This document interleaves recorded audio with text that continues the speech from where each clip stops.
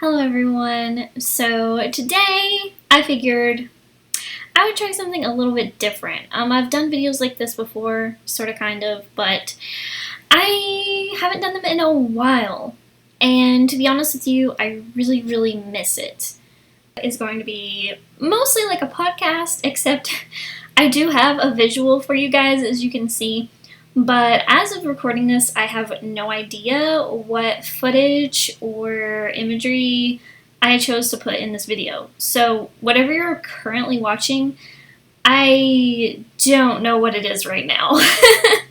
Because as of recording this audio, I haven't decided what kind of video I'm doing. But that's because I have a lot of footage from a lot of other past videos that I haven't posted yet on YouTube. And so I figure I'm going to look through that footage and decide between that selection. So I have lots of topics for you guys today, so just sit back and relax, maybe grab a snack.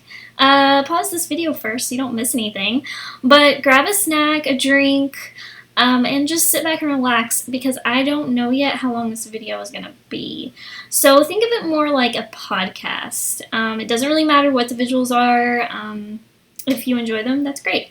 But it's mostly about what I'm going to talk about today. So the first thing is, I finally feel like I've gotten over a recent art slump. Now, I don't like using the word art block because for me, art block is like, I don't even understand what it is, because usually when I hear about art block, the person is saying, oh, I just don't have any inspiration, I can't come up with any ideas, and I can't make any art. And I don't even remember the last time that's happened to me. Even when I have what I like to call an art slump, it's not that I can't come up with any ideas, it's just my ideas are a lot more boring and bland and plain and simple. But you know what, honestly, sometimes that's okay, because sometimes when you make art, whether you're sketching a concept sketch or you're actually trying to render a full-blown painting, sometimes some of your pieces aren't going to be your favorite pieces. And what you're supposed to be doing is getting better skilled at what you're doing, as well as trying to create a piece that evokes some sort of feelings inside someone, right? So, that being said, I did have an art slump, and it really sucked. And it felt really strange because, I am, home every day, all day, my mission being to create art, or to work on my basement studio so that I'll have more space to make my art, or to make videos about my art, or to make videos that maybe aren't about my art, but are about me, and just bring you guys closer to me as an artist. I have a lot of things I'm supposed to be doing, right? And so having that art slump was hard, but I just want to say this to you guys because if any of you are going through an art slump right now, this could really make you all feel much better about yourselves. I've noticed a pattern with art slumps for me personally. They don't usually last more than maybe 3 weeks tops. And I'm just talking about the worst of the worst. I'm not talking about the entire slump is just over in 3 weeks and that's it. I just mean that the part where you are just making almost no art at all. Like, not even sketches, okay? Not even doodles. Like, usually, if I go 3 weeks without making some kind of sketch at least, I'm really wanting to get back to it. So by the time that 3 weeks is up, and of course it's going to probably be different for everyone, I don't know your art slump length personally, but I'd say for me it lasts 3 weeks or less, and by then maybe I'm still kind of slumpy, as I like to say, but I'm creating work. And the work that I'm creating, it may not be my favorite pieces of all time that I've ever done, but at least I'm creating work again, and that's super important. I mean, I don't think you will hear any artist sit there and say, well, the making art part of the whole thing isn't that important. Actually, that's kind of the most important thing. Duh, right? if you don't make the art, then the art itself doesn't exist, right? So I think when I came back from this art slump, which the art slump kind of, like, I'd say I thought it started around vacation, and then it went away, and then, like, I had a much worse slump later. So I wouldn't say that the slump lasted from vacation to now, because that would have been, like, way longer than 3 weeks. For me, I think I had, like, multiple slumps, because there were moments of inspiration in between. So what I want to say to encourage all of you is after this last big art slump, okay, listen closely, after this last big art slump, I have started working on multiple pieces at once. I've had amazing explosion of inspiration to work on past work in progresses that were left unfinished. I have had an explosion of inspiration to start and work hard on new pieces, as well as pieces that I was working on before the slump. So what's my point? Yeah, you got back into art, whoop-de-doo, your slump is over. Not exactly. I still feel like my pieces right now I'm currently working on, while I love them, they're not my favorite. I still look back months ago and I'm like, oh, those pieces were like the highlight of my art career so far. But guys, remember, it's not all linear. It's never all linear. What we've got to remember is that a lot of these pieces that we're making, especially after a huge art slump, are kind of like they're kind of like the method of you getting back into art again, in a way. Because it's almost like a brain shift. You've got to get your brain turned back on to art. And that may sound really strange, and it kind of feels strange, but when you think of it that way, you put less pressure on yourself to be perfect in your pieces. You don't want to have your mind set on perfection during or right following an art slump. Please, please put perfection out of your brain for at least a couple of weeks so that you can focus on the art process itself, getting back into the art mindset of just making an effort and making a plan on how you are going to produce more artwork.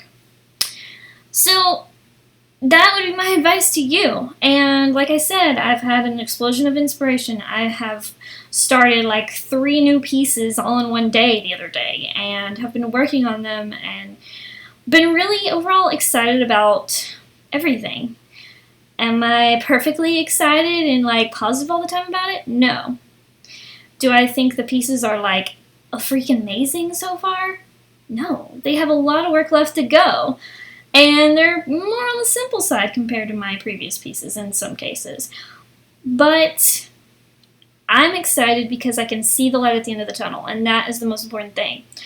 The next topic I want to talk about is Quora.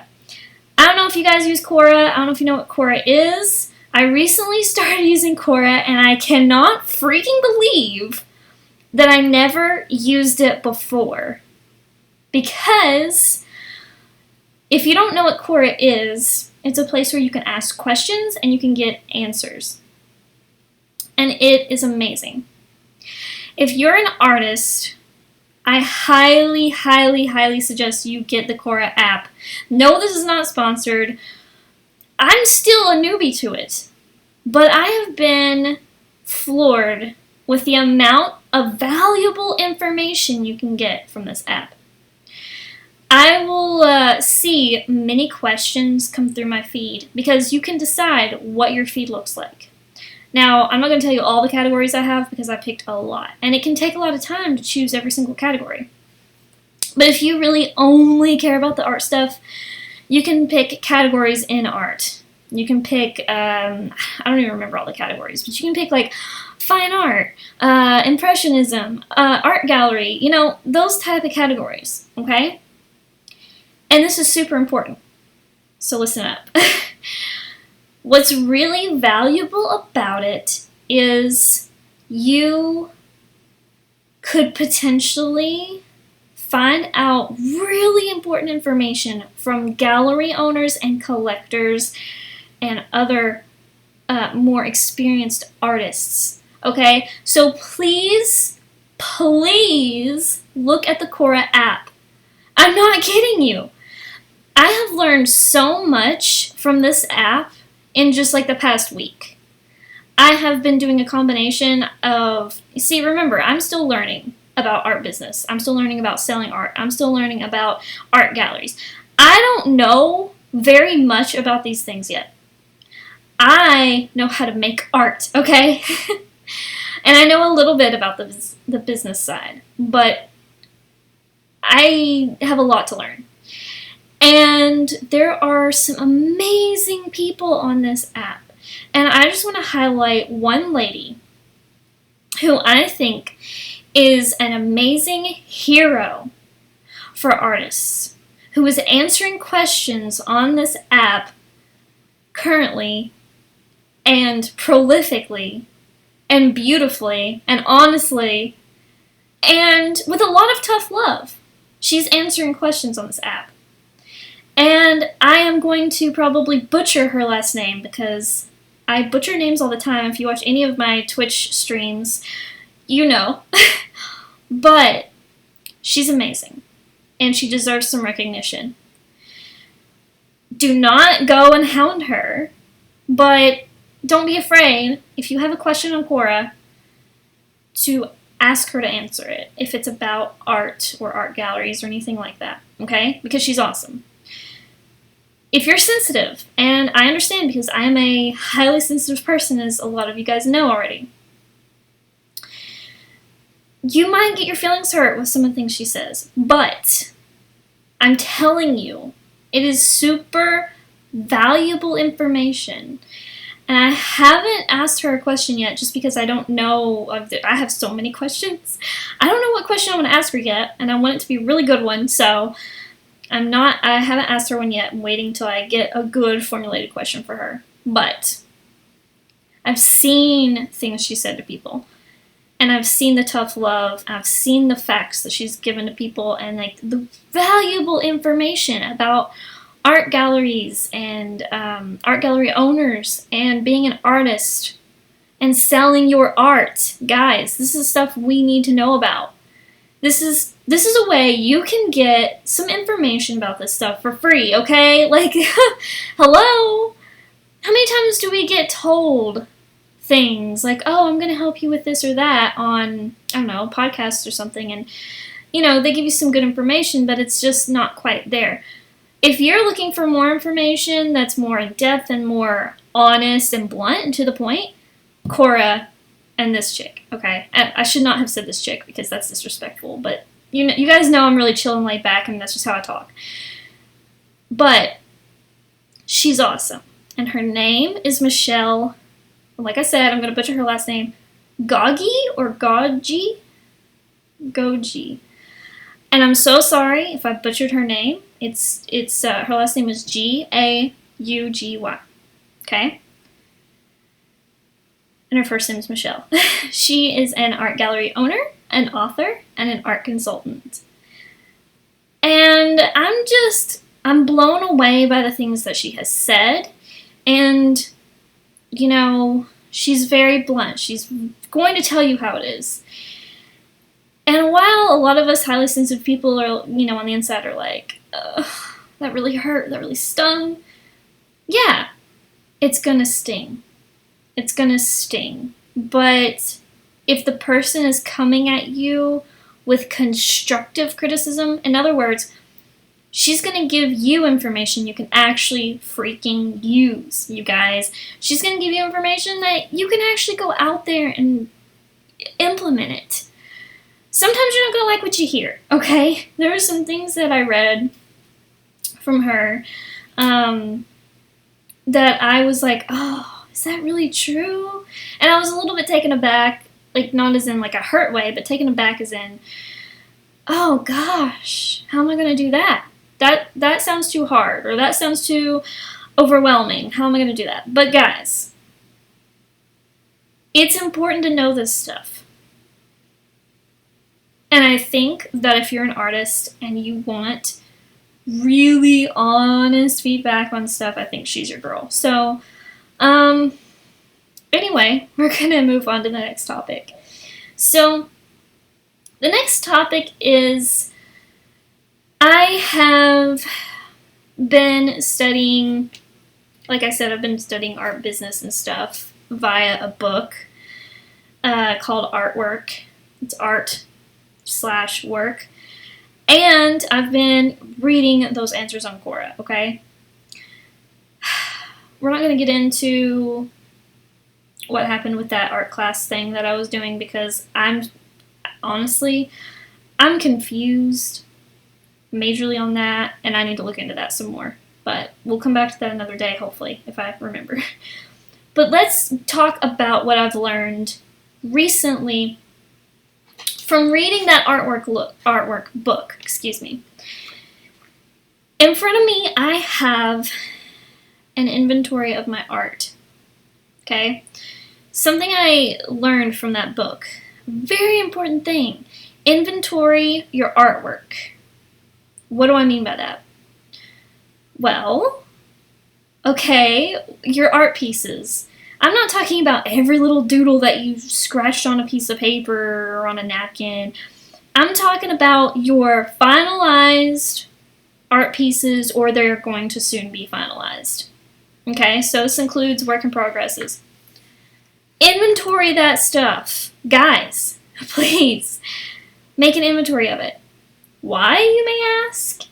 Well, you know, whether you have a shop online or not, whether you're in a gallery or not, whether you're going to do conventions or not, no matter what you're going to do with your art, even if it's just to, I don't know, like if you are doing art to sell your art, or if you're doing your art as some kind of licensing or charity or business or just whatever, if you're doing anything with your art other than just keeping it in your own home and never letting it see the light of day, you want to create an inventory of your art. The reason is if you have a shop, it's going to make your life so much easier.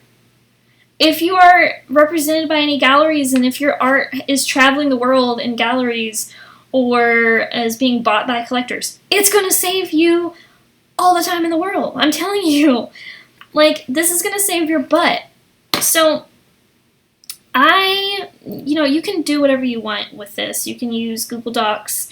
You can use Excel or Numbers. You can use whatever software you want. I use Numbers because I have a Mac computer, okay? My husband was like, why didn't you make that a Google Doc? He's right. Probably should have made it a Google Doc. But this is what I have right now. Made it in Numbers. It's basically just like Excel. You've got a spreadsheet. And here's what I do. On the left-hand side, I put my item number. Item numbers, guys, you can decide whatever your item numbers are. I just do 1, 2, 3, 4, 5, and on it goes, okay? I don't really think it matters as long as you keep copies of your inventory backed up, as long as you have access to the file no matter what happens. Even if there's a fire in your house, you need to have a backup of this document somewhere, especially if you're going to really need to rely on those item numbers.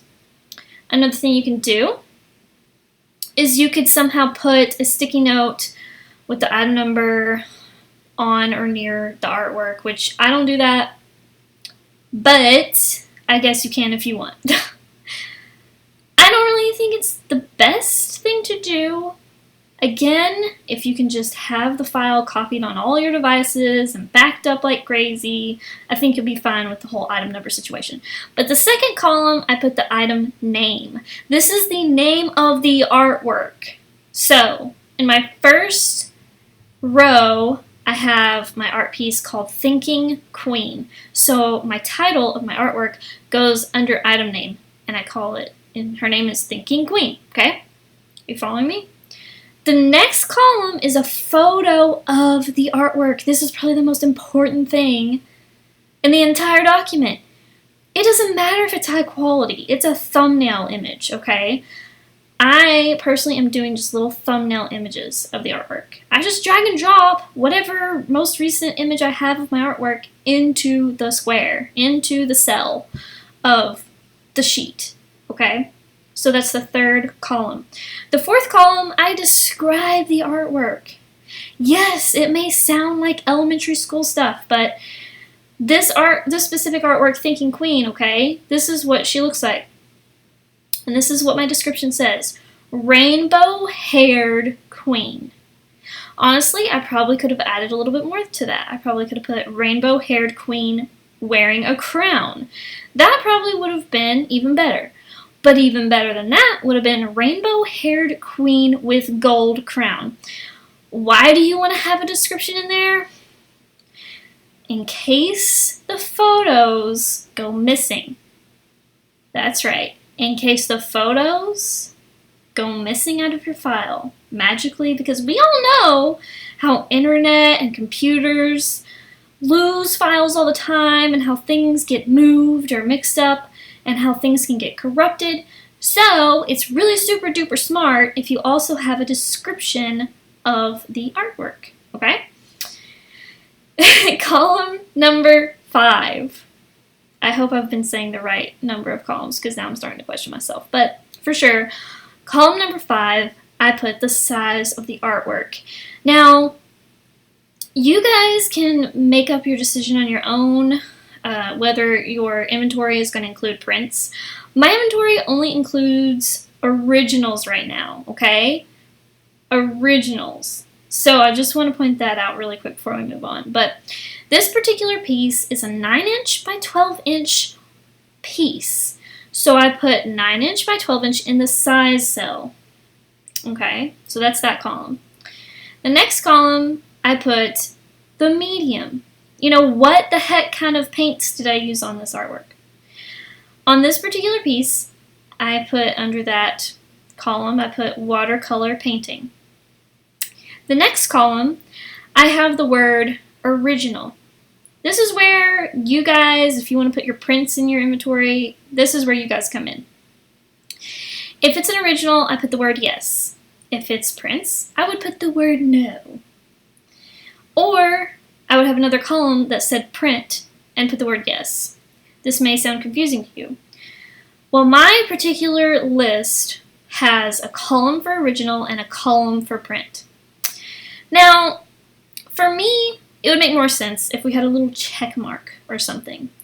But when I was quickly making this, like months ago, I didn't know what the best way to do that is, so I just quickly was like, okay, I need to do this now. So I just put an original column and a print column. And if it's an original, put a yes in the original column. If it's a print, I put a yes in the print column. So that way, you see, no matter what, one of those columns is going to be empty. And the column that's empty is what it is not. Pretty simple. So then after the original column and the print column, I have a framed column. And it is said this, framed question mark is what the header says. And in the cell, if it's not framed, I put no. And if it's framed, I put yes. Pretty simple. And in the next column, I have pricing. So, if you guys don't know, I price my stuff based on linear inches. Linear inches. That means I add my length plus my width. Okay? Or should I say height plus width? I don't know. You guys get it. I add my two different dimensions together, and then I multiply it by how much I want per linear inch. That's how I get my pricing. So in that column, I put my pricing. So Thinking Queen currently, is $105. So in that column, next to her, I have the price of $105. In the next column, I have a question. It says, up in shop? Question mark. Obviously, that's just asking, is this listed in your shop yet? Next to Thinking Queen, it says yes. Of course, it's not true right now, so I need to change that to a no for this particular piece, because it's no longer up in the shop. Next column is shipping calculated? Question mark. So if you've calculated the shipping cost, you can put this here. I think moving forward, I'm going to go ahead and add shipping costs, PayPal fees, and any other fees such as Squarespace fees. You know, I can't remember exactly how it works. If Squarespace takes a percentage of your sales or what, I can't remember off the top of my head. But basically, I'm going to start putting all those fees in there and adding it to my price, and then I will have the final price. And then I'll just say free shipping, because that's just going to make it easier for everybody. They don't have to deal with shipping, adding the shipping into what they're going to have to buy. It's already a full lump price. I think that's better. I think most people like that. Anyway, I hope that helped. That is how I do my inventory. I've got an item number, item name, photo, description, size, medium, whether it's an original or a print, framed or not, price, is it up in the shop, and what's the shipping. So I hope that helped you guys. The next topic is themes and ideas behind our art. So guys, another really important thing I learned on Quora over the past couple of days is that it's really important, guys, it's really super important that we be more mindful of our themes in our art and what the ideas behind our art is. Yes, it's fun to make something that is aesthetically beautiful. I am definitely on board with that, but I think it's also important to recognize why you make the art that you make. And maybe you don't know. Guys, it took me years to know why I make the art that I make. I feel like I just learned recently why I make the art that I do. So don't feel discouraged if right now you don't understand why you make the art that you make. I think that that's okay. However, I think it's super important for you to try to figure that out. Ponder it. Sit around and think about it. Look at your pieces. What do they all have in common? What's the common denominator? What makes your series of artworks consistent with each other? What's the thread that connects the pieces? And quite frankly, as I've learned through lots of other art gallery owners and artists alike online, is that if you don't have, if you look at your pieces and you're like, well, none of them really look like they go together, that's a problem. If your pieces just all look like they're from a different artist, or they're totally different themes, or like over here you have an abstract piece, over here you have an impressionistic piece, over here you have a non-objective piece, and over here you have a highly realistic piece, but none of them are in the same category, you got a problem. Unless you somehow have tied them all together in some way. Which, honestly, all those different kinds of artworks that I just now mentioned, I don't see how you could, but hey, more power to you if you can. But if there's nothing consistent in your pieces, there's nothing to say or suggest that, oh, these are all from the same artist or these are all from the same series, then you might want to rethink what you're doing. You might be a little too all over the place. Now, that's not to say that's a bad thing all the way around, but you want to focus in on the thing that you like to make the most. So for me, I have, for my whole life, liked to draw and paint girls/women more than anything else. That's just how I've been.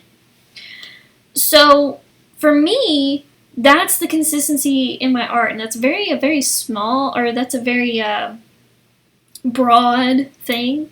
Oh, a woman or a girl, someone feminine.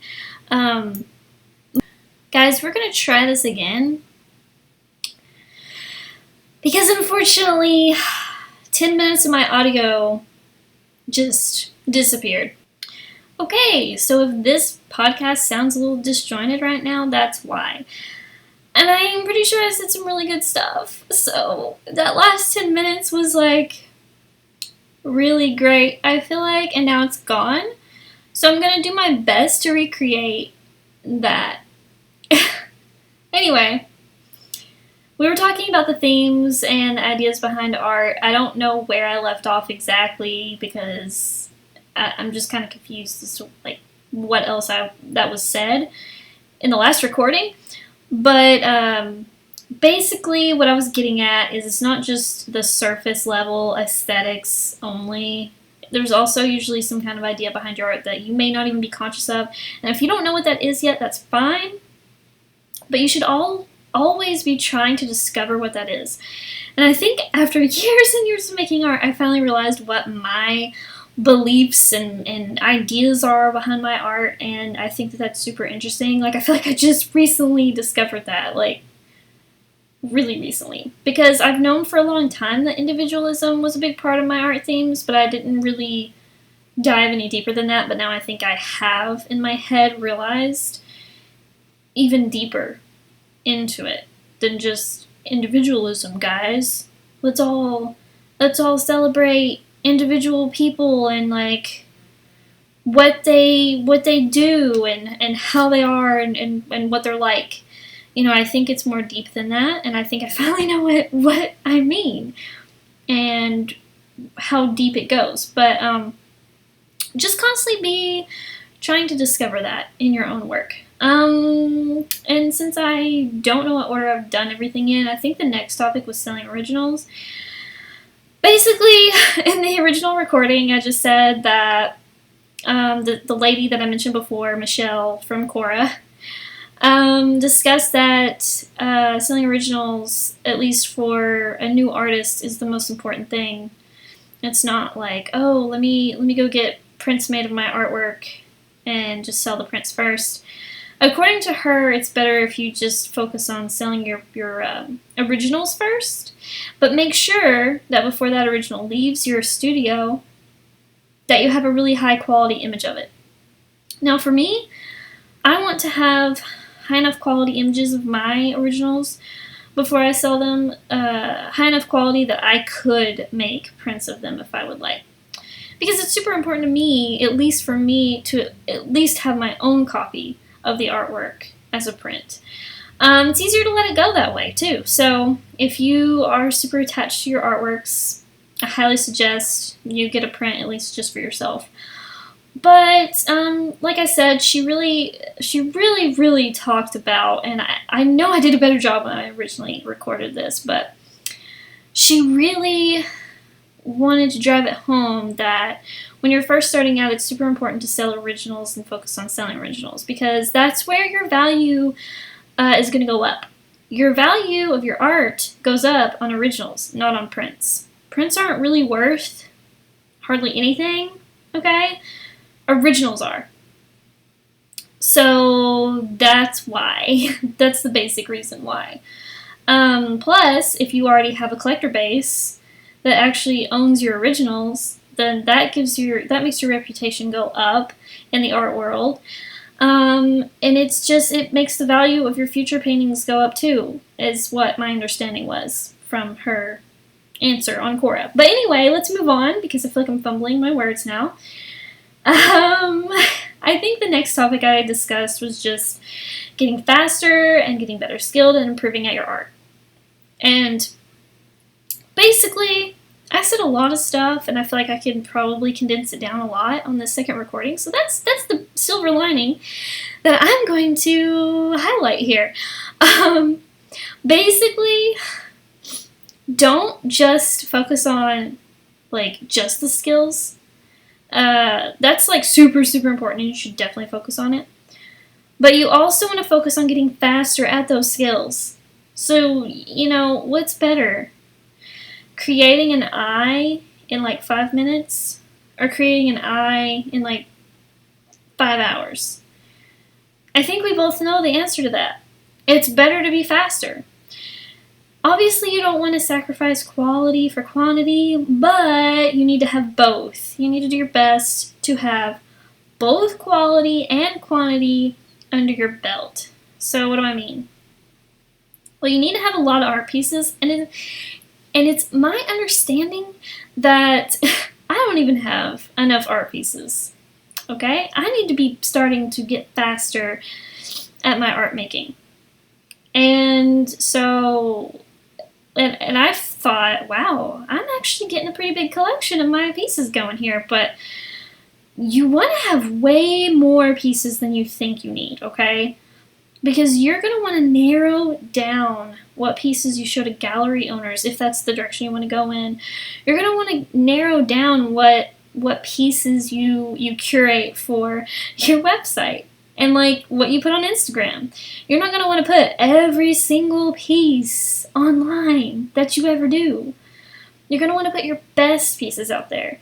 And one really good way to get more quote-unquote the best pieces is to create more pieces. So I think it's super important to not only get better skilled, but to also get faster and more efficient with your art. And that will about wrap it up. Thank you guys so much for understanding the weird little glitch that happened. I don't know where that audio went. I hope you guys still got a lot out of this. I hope that you enjoyed this little art podcast, and I really hope that if you did enjoy it and you got something out of it, that you'll leave a like and a comment.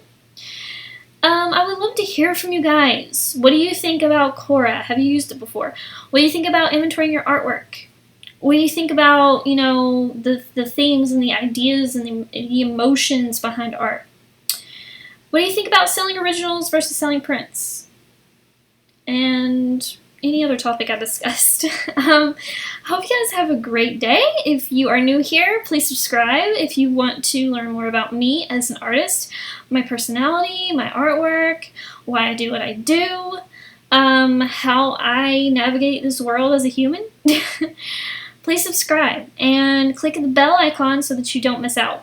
Basically, all that will happen if you click the bell is each time I upload a new video, it will notify you on your phone or your iPad or whatever device you've got that, hey, Macy Lou Brown has a new YouTube video, and it'll like tell the title of the video. So I really, really, really like hitting that bell on a lot of the people I'm subscribed to because honestly, it helps me out. I'm a little lazy when it comes to trying to figure out what new content is out there on YouTube. I don't really look at my subscriber feed anymore. I just like to have a constant flow of my favorite peeps right in my phone or my iPad notifications. So I can just be like, oh, Susie has a new video. Heck yeah, I'm going to go check out Susie's new video. Am I right?